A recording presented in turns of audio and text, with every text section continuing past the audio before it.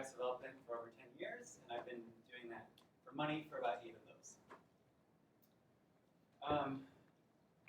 So let's just start out with what is code signing, of course. And if you go to the doc, it says code signing assures your user that it's safe and that it hasn't been tampered with before between when you made it and when someone else put it on their phone, and so that you can use their services.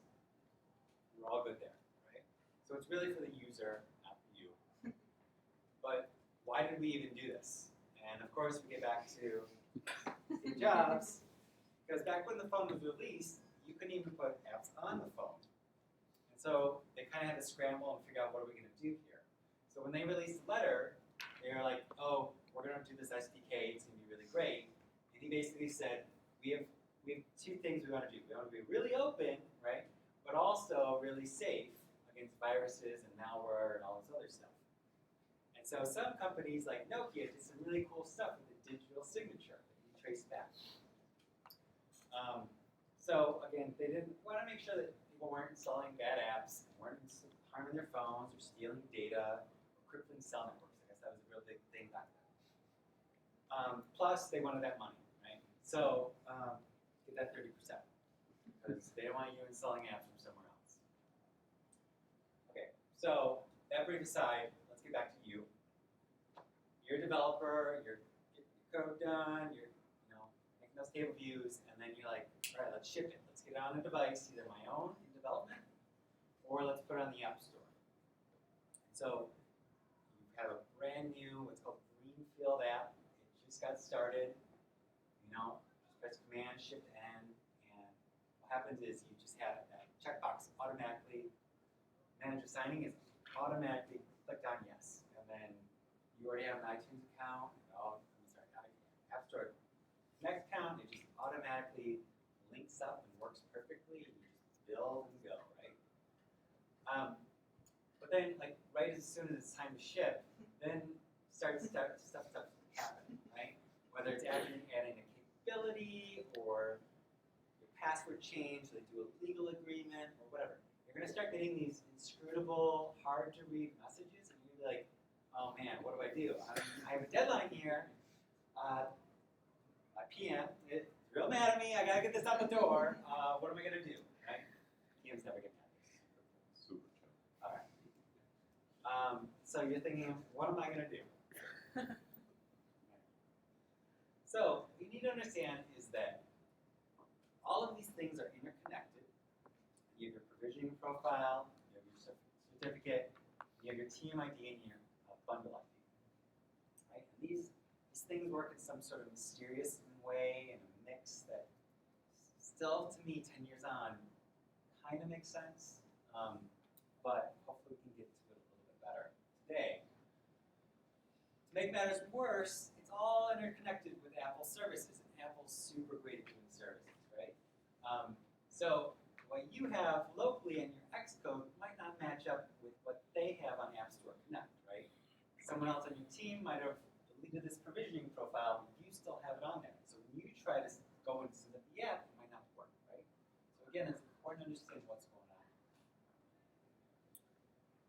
So whenever I face these kinds of problems, the technique for problem solving in development is to sometimes just frame the question and then break it down into pieces, right? So let's just talk about what we're trying to do. I currently have this account, this app, and I have this password, and I want to run it on this device, right? So let's start with the first part.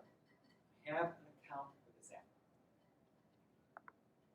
This is what we're going to be calling the app ID.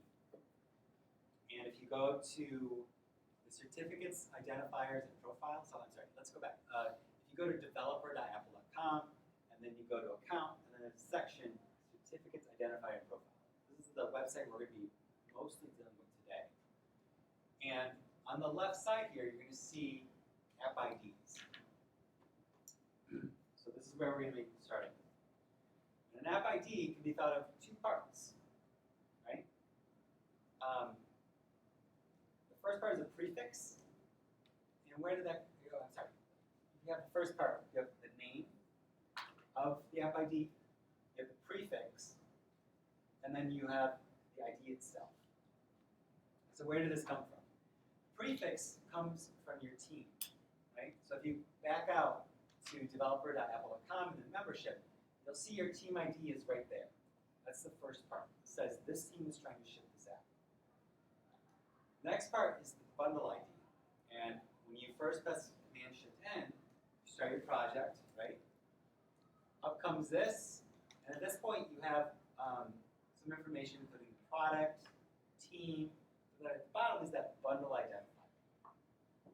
So you can think, another place is in the app itself is if you go to the General tab on your target, you'll see it's right there, your bundle identifier.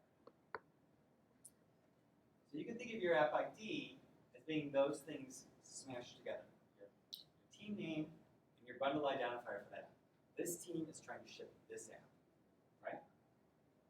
So here, we're creating a new one. We have your name, we have your team, and then you get to choose whether to do explicit or wildcard. What that has to deal with is this. If you choose a wildcard, well, you could have your team have all of your apps use this provisioning profile for development, possibly. Then once you go to ship it or try to do anything differently, try to ship it and it uses iCloud or Apple Pay or anything that really deals with money or data, then you're not going to be able to. And instead, you have to do an explicit app ID. So in this case, we're going all the way to the end to our bundle identifier, and we're going to say, this is exactly this app we're shipping for this provision profile. That way, if you start maliciously using data, they can just kick it right off. Not all of your apps, but just even though they should, they kick off just one app. All right, water break. Go to the next one. So we've already covered app ID, and we're saying this team wants to ship this app. So let's go to the next part. Remember, Steve Jobs wants it to be safe, and he wants to make sure that the right people are doing this and there's no one in the middle, so we're going to use certificates here. Before we do, we want to decide where we're going to go first. We have development, which is on your device, or on the App Store, which is everyone's devices, right? So determining that goes to our next step for the certificate. At the top of this list, we see certificates right up there, and then we have to press the plus button to create a new one.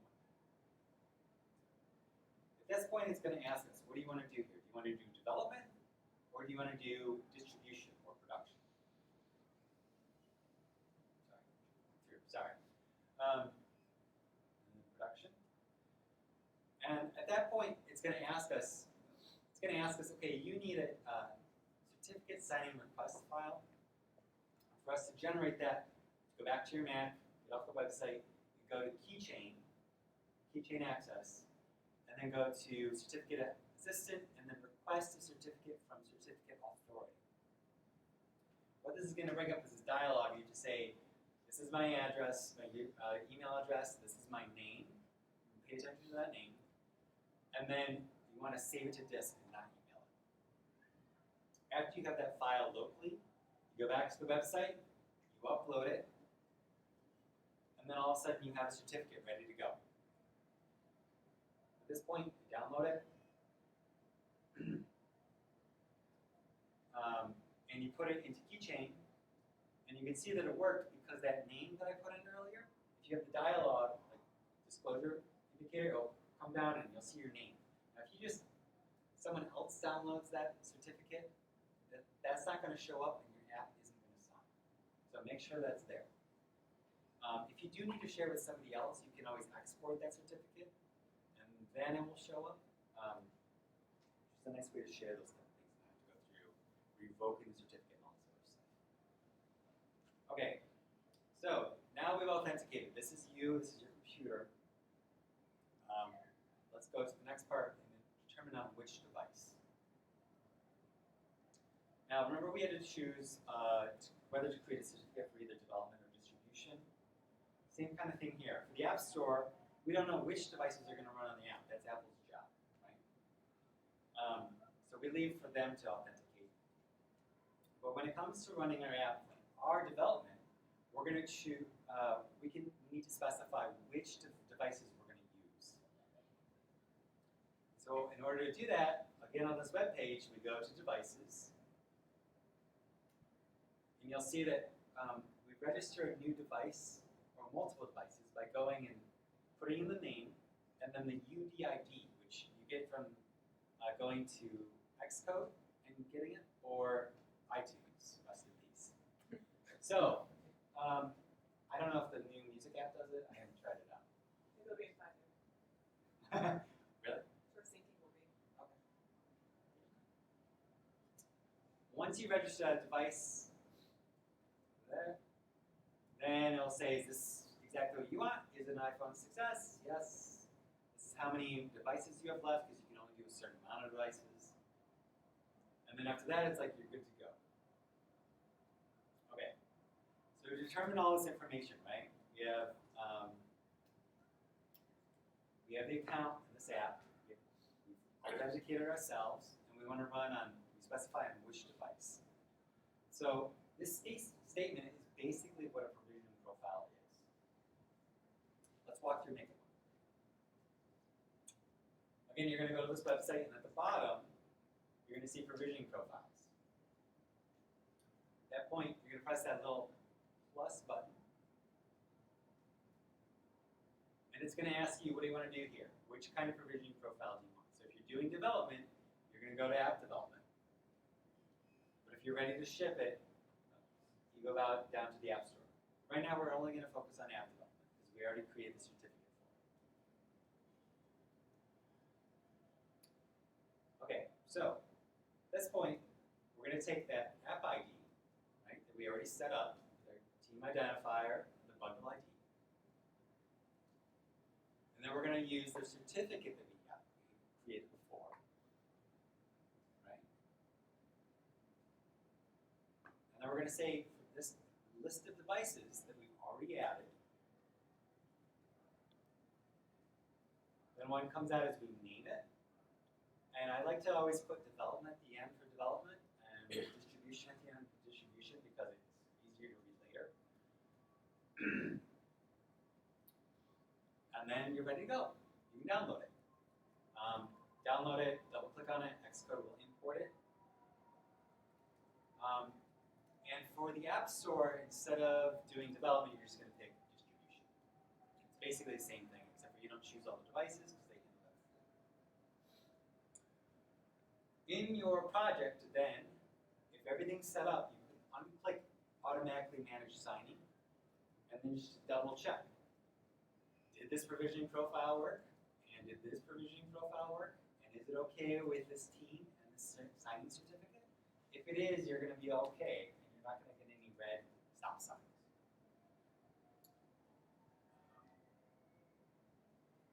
And so, by selecting this provisioning profile for debug, you're saying, I currently have this account with this app and this password, and I want to run on these devices. So hopefully this helps understand what provisioning profiles are all about. So I'm a professional, I do this for money, so here are some tips. Just generally let a computer do it. If you're not going to automatically sign it using that checkbox, or if you have a team more than one person, or you have a lot of continuous integration boxes and a rack somewhere, then it's better to use this software. It's called Fastlane. It's all the way at the top down. And it's written in Ruby, so don't be too scared, but it allows you to do these kind of pain in the butt kind of actions automatically for iOS developers. And one of the biggest pains in the butt is dealing with this. So they have side, it does all these things. It's real small, but it's download, renew, repair, and create these provisioning profiles, right? And it does it all in an automated way, which is great.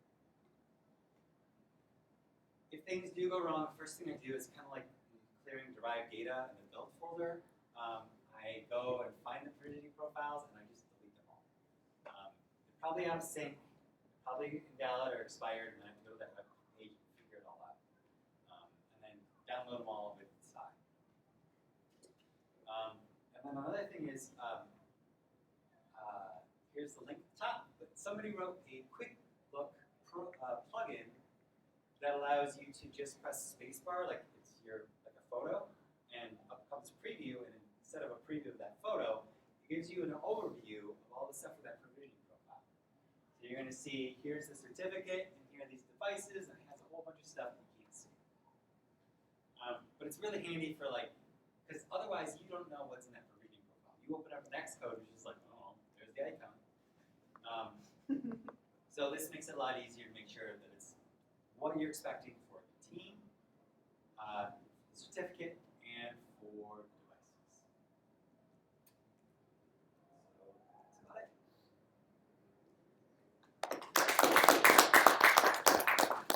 it. You, sir. What is the squirrel? Oh, in software, that's the ship it squirrel. It is a squirrel that people use for shorthand, either ironically or in real life, to say, looks good to me, go ahead and put that out in the wild. Anyone else have any questions? Why would you want to share a certificate? Because ideally, if somebody gets hit by a bus, you don't want that, everything to halt, right? So if